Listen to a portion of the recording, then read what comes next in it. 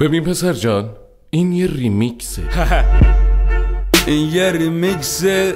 البته خارجی ها میگن ریمیکس ها.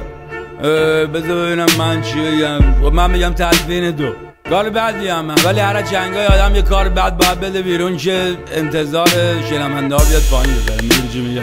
یعنی نه مضمون خاصی داره نه چیزی توش، هم همش الکی میخندم میخندم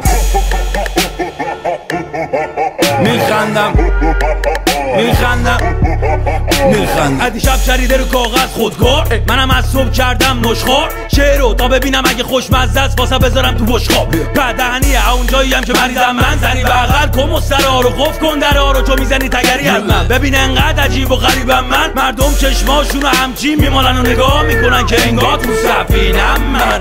عربا هم میدونم بزرگم تو رپ، همینم من که صدام نمیکنن هیچکس. به میگم به عربی اکبر، اگر بخوام به مخم فشار بیاد زیر فشار کم کم شاهنامه میذار. اونم دو قلو سنگین و تو پلو که نگاه بندا ببین ها بسته، اگه بسته به مخت راحت فشار بیار. دستمال و مقله سیفونم بکشی که دیگه حله، درد نکنه دسته اون علکیام یا خودم من داری شک بهم پیرن، اما بزنی بالا میبینی اصله.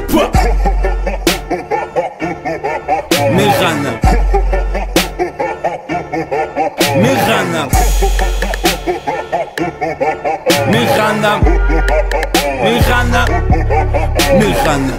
من بازم بی کلید خونه و ماشین پیشتم به راحتی بدون شکستن در و شیشه بیخ ریشتم. صدا میاد تصویر نی اینم میشه حل، کافی الف و برو مثل بابا به چینی و پشت رپ فارسی بنویسی و منو ببینی. واسه قهوه تلخ هزینه کردم ولی لازم نبود اصلا، چون همین رپ کنای مسخره بستن که بگیره خندم. ما نمیخونیم هرچی میکروفون دیدیم خوردیم با هسته. رپ کنا رو هم یا کره کردیم یا مزه، یه میکسرم خورد بدم میشه یه استودیوی خسته. آدرسشم بنویسین شکم بنده، دشمنا مثل نوکل گندم بدم نشون به. ما تیزیم مثل تقسیم میکنیمشون یک، ما تیزیم و موتور بوگاتی روشه.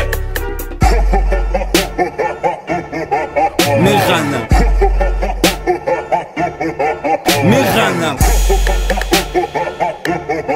میخندم میخندم میخندم. عظیم علی من اعتبار نرم، اینو شنیدی یه زنگ به محمدی پور بزن بهش بگو یه زنگ به من بزنه، حالا خیلی مهم دارم. دمت گرم. جای همه تو اندبشیری خیلی خالیه، اجرا داره شروع میشه. جانموله خیلی حیفه نیستین، تور انجام وظیفه تو راست